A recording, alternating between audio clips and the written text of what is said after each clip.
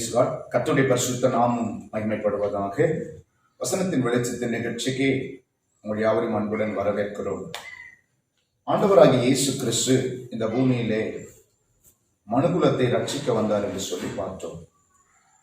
ரட்சிப்பு இயேசுவால மட்டும்தான் இந்த உலகத்தில் கொடுக்க முடியும். வேற யாராலும் மனித வாழ்வுக்கு ரட்சிப்பு கொடுக்க முடியாது என்பதை வேதத்தின் அடிப்படையிலே நம்ம தியானித்தோம். கர்த்தருடைய பரிசுத்த நாமம் மகிமைப்படுவதாக. இந்த ரட்சிப்பை கொடுக்கும் போது ஆண்டவர் நமக்குள்ள ஒரு விசுவாசத்தையும் கொடுத்திருக்கிறார். இந்த விசுவாசத்தை கிருபையினால் கொண்டீங்க அப்படின்ற எபேசியர் 2:8 நம்ம வாசிக்கிறோம். கிருபையினால் விசுவாசத்தை கொண்டு ரட்சிக்கப்பட்டீர்கள், இது உங்களால் உண்டானல்ல, இது தேவனுடைய ஈவு என்று சொல்லி அங்கு வாசிக்கிறோம். அப்படியானால் ரட்சிப்போடு கூட விசுவாசமும் உங்களுக்கு கொடுக்கப்பட்டிருக்கிறது என்பதை வேதம் சொல்லுகிறது. எல்லா கிறிஸ்துவர்களுக்குள்ள விசுவாசம் இருக்கிறது. அதனால்தான் விசுவாசி என்று சொல்லி அழைக்கிறார்கள், பேரிட்டு விசுவாசிகள் என்று சொல்லுகிறார்கள். ஆண்டவராகிய இயேசுவை நம்ம விசுவாசிக்கிறவர்களா இருக்கிறோம். இன்றைக்கு இந்த விசுவாசத்தை ஏராளமான கிறிஸ்தவர்கள் தவறாக புரிந்து கொண்டு தவறான விதத்திலே அதை பயன்படுத்துவதனாலே நிறைய பேர் விசுவாசத்திலே ஏமாற்றம் அடைகிறார்கள். விசுவாசத்தை எதற்காக பயன்படுத்த தேவன் கொடுத்தார்? விசுவாசம் எப்படிப்பட்டதாக இருக்க வேண்டும், உங்கள் விசுவாசத்தினுடைய கிரியை எப்படிப்பட்டதாக இருக்க வேண்டும் என்று வேதம் சொல்லுகிறதை நீங்கள் கவனிக்க வேண்டும். தேவனின் பரிபூர்ண சித்தத்தை நீங்கள் இந்த பூமியில செய்து வாழ வேண்டும் என்பதற்காக விசுவாசம் கொடுக்கப்பட்டிருக்கிறது.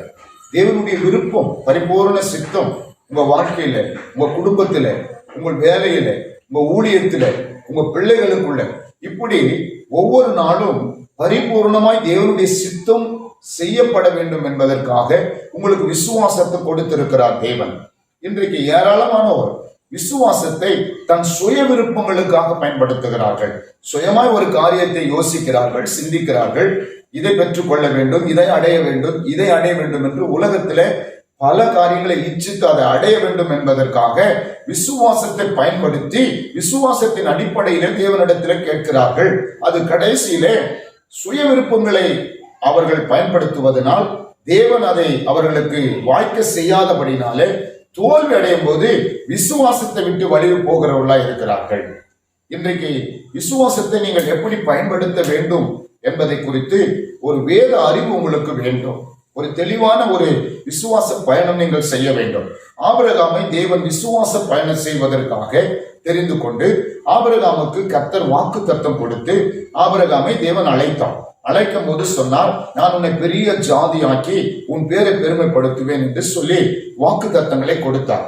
ஆபிரகாம் அந்த விசுவாசத்தின் அடிப்படையிலே தேவன் மீது விசுவாசம் வைத்து நம்பிக்கை வைத்து அவன் தன் தகப்பனின் தாயை விட்டு தேவன் காண்பித்த அந்த தேசத்திற்கு அவன் வாழ்ந்தான் என்று சொல்லி பார்க்கிறோம். இது விசுவாசத்தினுடைய வாழ்க்கை. இந்த விசுவாச வாழ்க்கையிலே தேவன் வாக்கு தத்தங்களை பண்ணியிருந்தார். அது நிறைவேறவில்லை. ஆபிரகாம் விசுவாசித்திருந்தார். அந்த விசுவாசத்தை விசுவாசித்து தேவனுக்காக அவன் காத்திருந்து வாழ்ந்தான் என்பதை குறித்து நம்ம பார்க்கிறோம். இன்றைக்கு விசுவாசிகள் எல்லாவற்றுக்காக பயன்படுத்துகிறார்கள். குறிப்பாக தேவ சித்தத்துக்கு மாத்திரமே விசுவாசத்தை பயன்படுத்த வேண்டும் என்று இன்றைக்கு நான் உங்களுக்கு சொல்லிக் கொள்ளுகிறேன். தேவனின் பரிபூர்ண சித்தத்தை செய்யதான் இயேசு இந்த உலகத்துக்கு வந்தார் என்று சொல்லுகிறார். நீங்கள் யோவான் எழுதின சுவிசேஷம் 6ஆம் அதிகாரம் 38வது வசனத்தை வாசித்தீங்கன்னா, என் சித்தத்தின்படி அல்ல, என் அழைப்பினுடைய சித்தத்தின்படி செய்யவே நான் வானத்திலிருந்து வந்தேன் என்று சொல்லுகிறார். அப்போ இயேசுவே பிதாவினுடைய சித்தத்தை மனிதனுக்கு கொடுக்க தான் வந்தார். அவர் சித்தத்தின்படி வாழ்ந்து காட்ட தான் வந்தார். அப்படியானால் இயேசு நமக்குள்ள கொடுத்திருக்கிற ரட்சிப்பு நம்முடைய சுய விருப்பங்களை, சுய சித்தங்களை செய்து கொள்வதற்காக அவர் விசுவாசத்தை ரட்சிப்பு நமக்கு கொடுக்கவில்லை. தேவனுடைய வேத வசனத்தின்படி பிதாவினுடைய சித்தத்தின்படி நம்ம வாழ வேண்டும் என்பதற்காக இந்த விசுவாசம் நமக்கு கொடுக்கப்பட்டிருக்கிறது. இந்த விசுவாசத்தை நம்முடைய மனம் எதை விரும்புகிறதோ அதை தேவனிடத்தில் கேட்பதற்காக விசுவாசத்தை பயன்படுத்துவது தவறு. அப்படி பயன்படுத்தக்கூடாது. அது சுய சித்தத்தை செய்யறதா இருக்கிறாரு. வேதத்தின் அடிப்படையிலே 3 விதமான சித்தம் உங்களை எப்பொழுதும் ஆளுகை செய்யும். 1, தேவனுடைய பரிபூர்ணமான சித்தம் உங்களுக்குள்ளே காணப்பட வேண்டும். அதற்காக தான் ரட்சிப்பு கொடுக்கப்பட்டது. 2வது, மனிதனின் சுய சித்தம் உங்களுக்குள்ளே செயல்படும். சுயமான ஒரு சித்தம் இருக்குது. நீங்க சில விருப்பங்களின்படி நீங்க செய்யலாம். ஆண்டவர் உங்க கையை பிடிச்சிக்க மாட்டார். நீங்க ஒரு காரியத்தை செய்யும் போது ஆண்டவர் இதை செய்யக்கூடாதுன்னு எச்சரிப்பாரே தவிர, ஆனால் அதை உங்க சுய விருப்பத்தின்படி நீங்கள் அதை செயல்படுத்தும் போது தேவன் அதை அனுமதிக்கிற ஒரு சித்தமாக இருக்கிறது.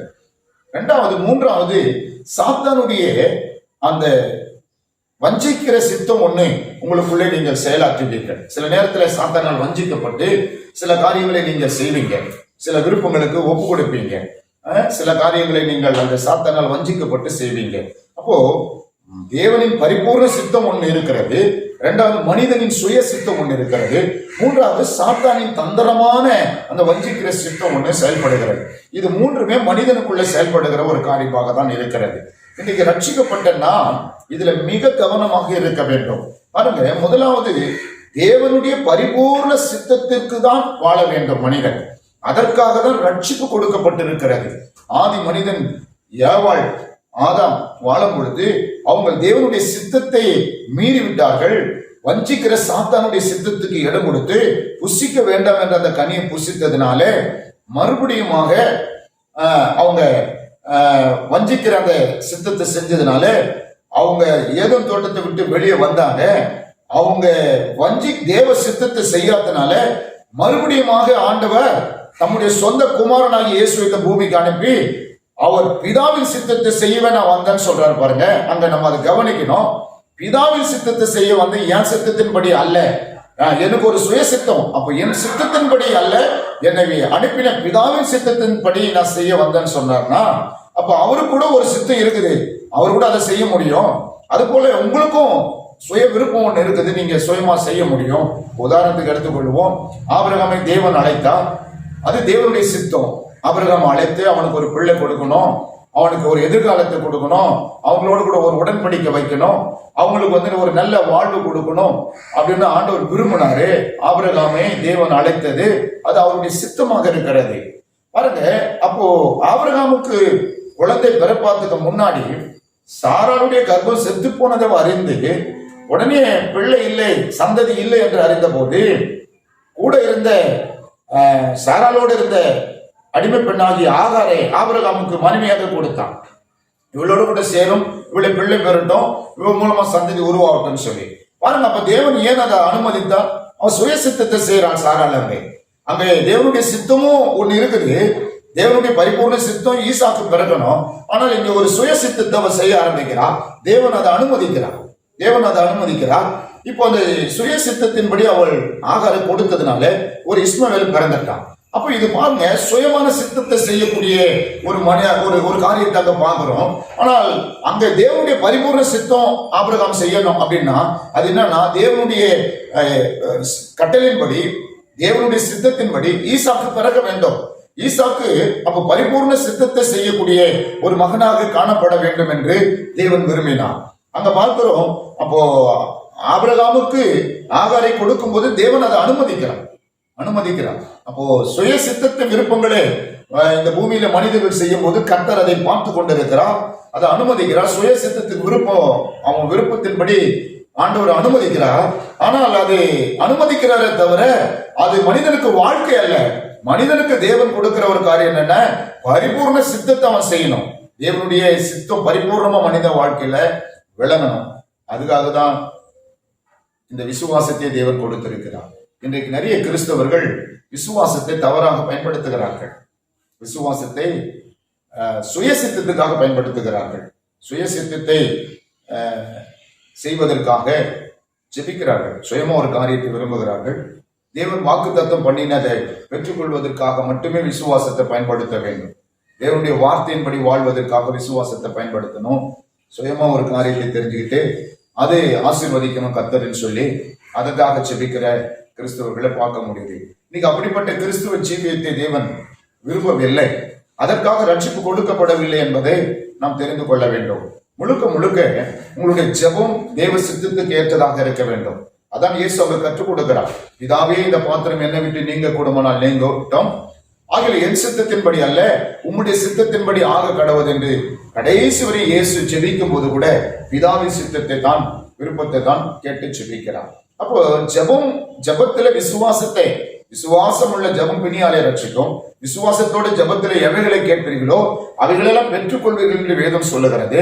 அதனால தன் சுய விருப்பங்களை எல்லாம் கேட்கணும் என்பது அல்ல. விசுவாசத்தோடு ஜெபத்திலே எவைகளை கேட்கணும், பிதாவின் சித்தங்கள் எவைகளாக இருக்கிறதோ அதையெல்லாம் கேட்க வேண்டும்.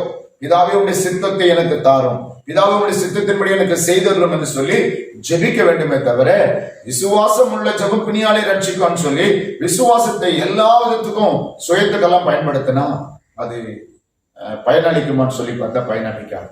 இன்னைக்கு நிறைய பேர் அப்படிதான் விசுவாசத்தை தவறாக புரிந்து கொண்டு விசுவாசத்தை தவறாய் பயன்படுத்தி தோல்வியை சந்திக்கும் பொழுது விசுவாசத்தை விட்டு வலிவு போகிறார்கள்.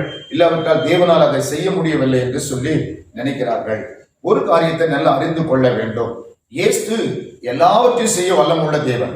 அவரால் உங்களுக்கு எல்லாவற்றையும் செய்ய முடியும். ஆனால் அவர் சொல்ற ஒரு காரியம் என்னன்னா, பிதாவின் சித்தத்தை செய்யவே நான் வந்தேன். பிதா என்ன விரும்புகிறாரோ அதை கொடுக்க உங்களுக்கு வந்தேன்.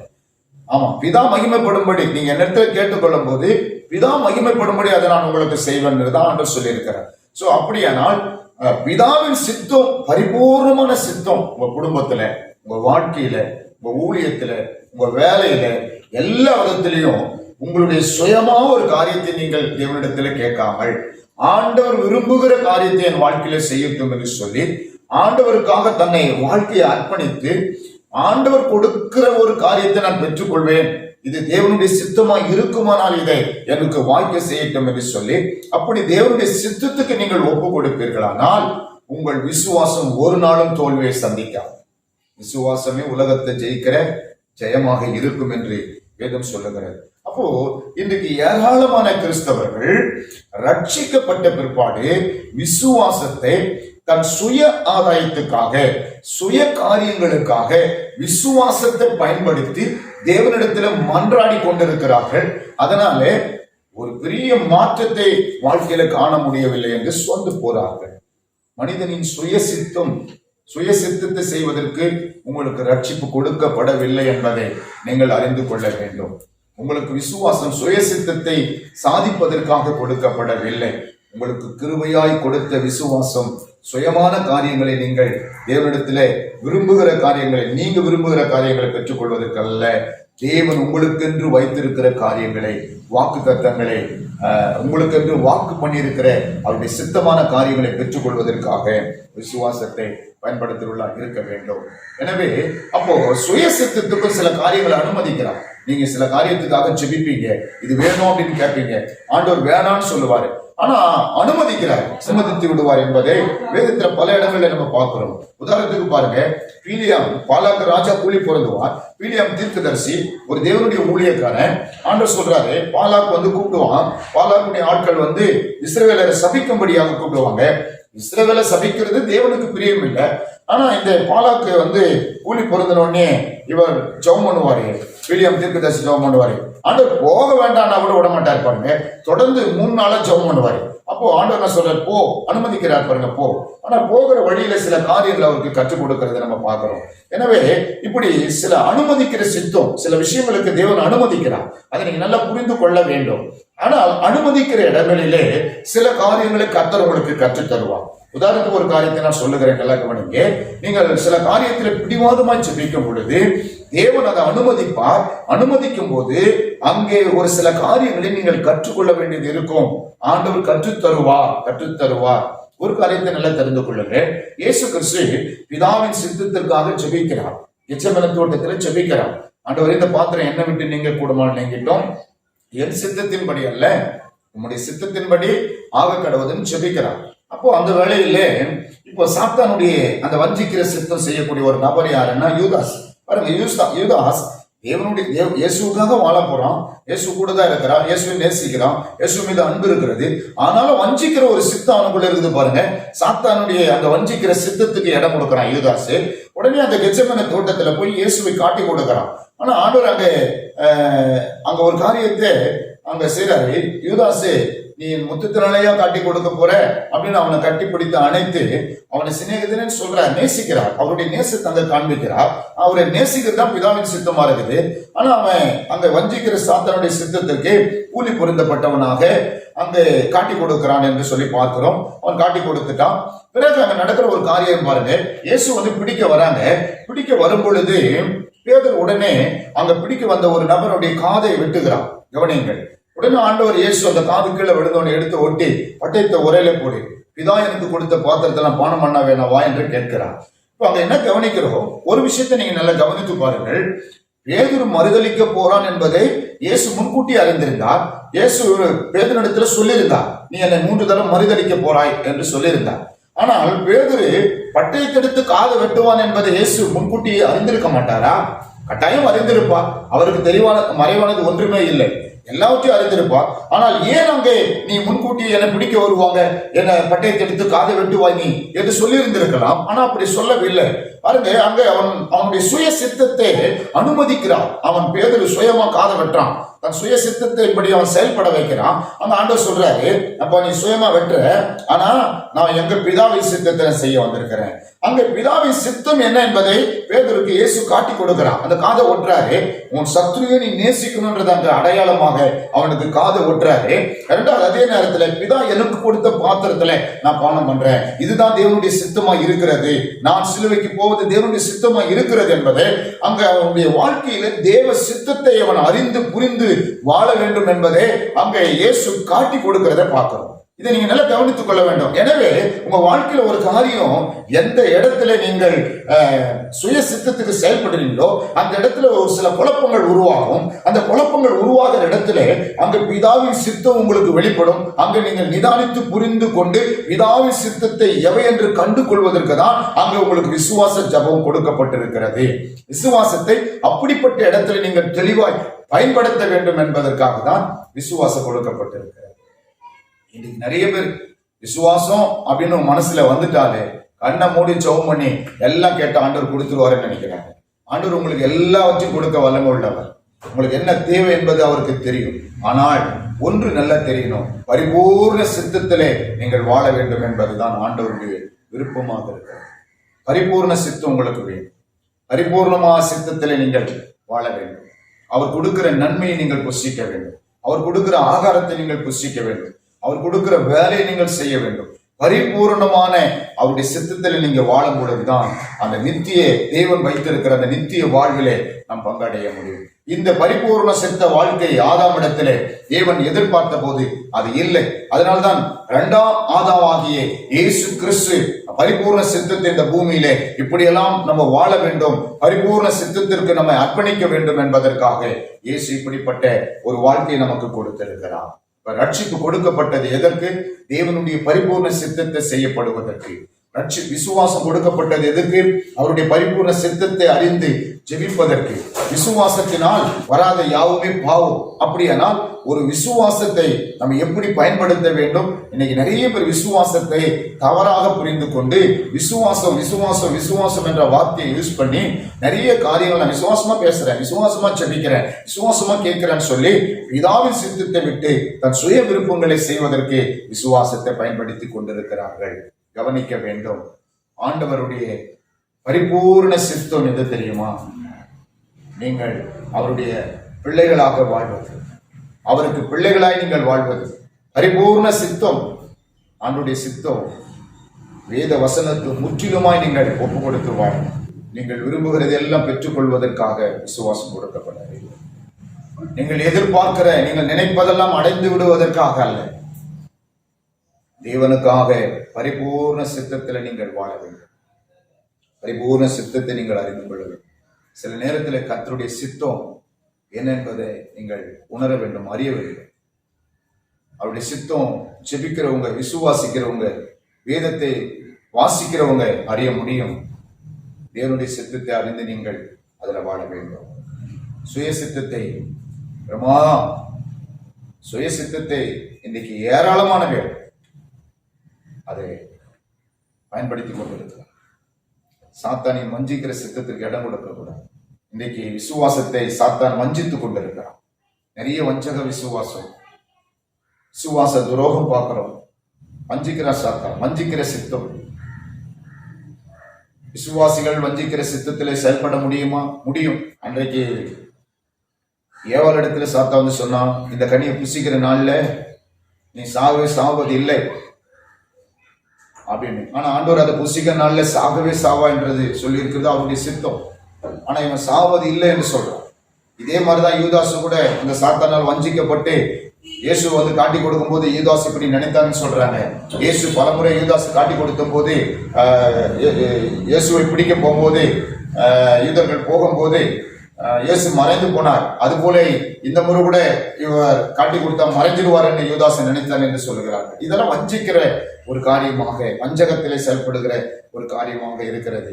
எனவே எனக்கு அன்பான கர்த்தருடைய பிள்ளைங்க, பரிபூர்ண சித்தம் என்ன என்பதை குறித்து நீங்கள் அறிய வேண்டும். தேவனுடைய பரிபூர்ண சித்தம், பரிபூர்ண சித்தத்துக்கு நீங்கள் வாழ வேண்டும்.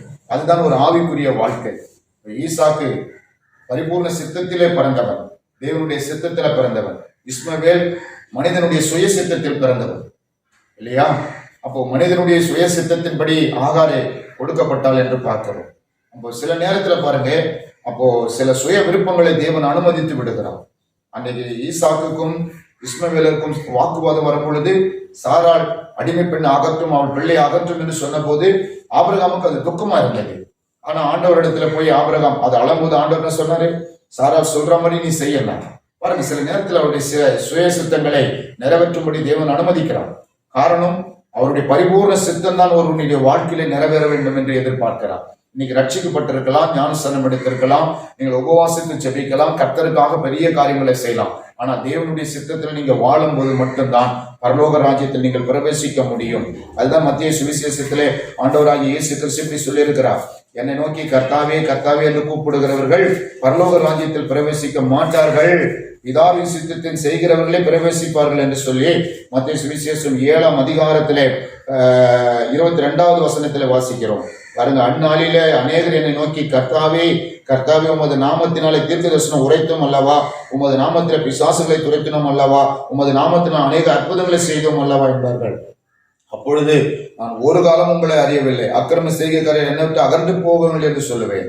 ஆமா, 21 பரலோகத்தில் என் பிதாவின் சித்தத்தின்படி செய்கிறவனே பரலோக ராஜ்யத்தில் பிரவேசிப்பானே அல்லாமல். 21வது வசனம், என்னை நோக்கி கர்த்தாவே கர்த்தாவே என்று சொல்லுகிறவன் பிரவேசிப்பது இல்லை.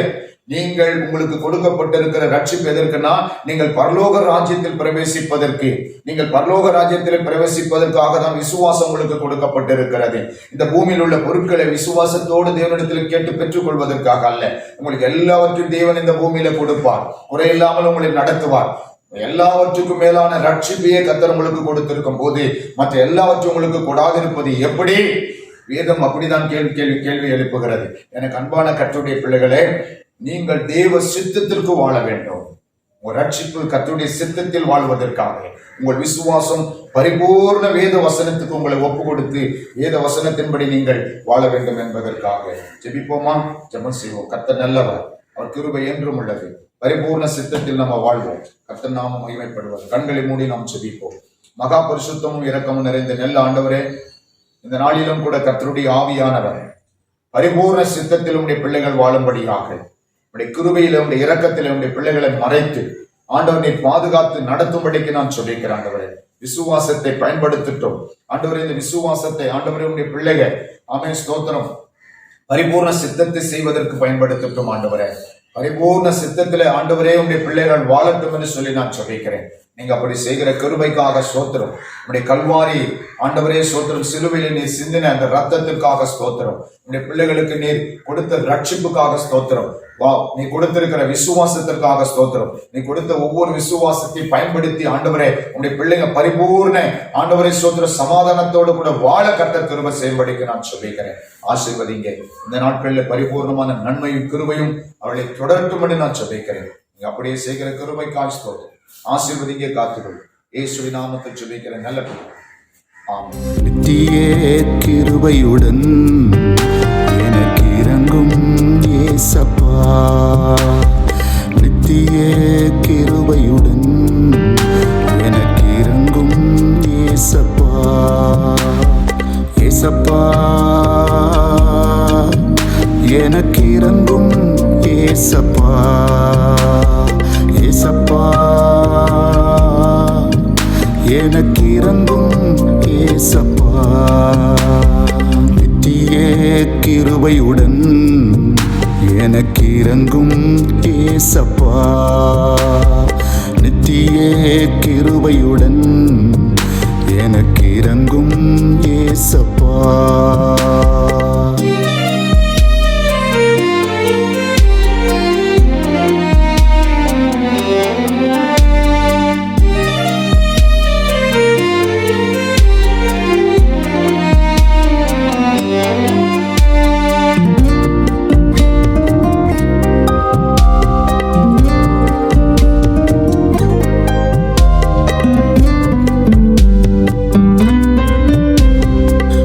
விட்டு தூரம் போனே பாவ உலகத்தில் விழுந்துட்டேன் உம்மை விட்டு தூரம் போனே பாவ உலகத்தில் விழுந்துட்டேன் உங்க அன்பின் கரத்தினால் என்னை தூக்கி அணைத்தீரே உங்க அன்பின் கரத்தினால் என்னை தூக்கி அணைத்தீரே ஏசப்பா உமக்கு நன்றி அப்பா ஏசப்பா உமக்கு நன்றி அப்பா நித்திய கிருபையுடன் எனக்கு இறங்கும் ஏசப்பா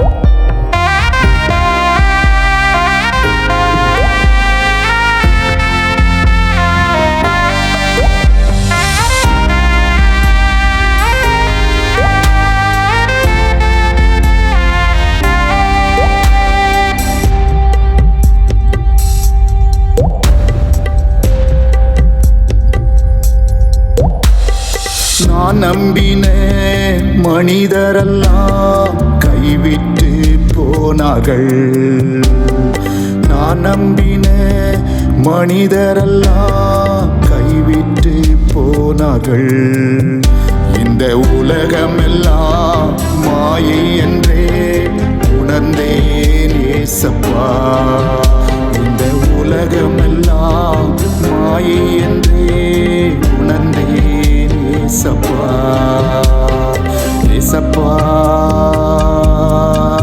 உமக்கு நன்றி அப்பா ஏசப்பா உமக்கு நன்றி அப்பா நித்திய கிருபையுடன் எனக்கு இறங்கும் ஏசப்பா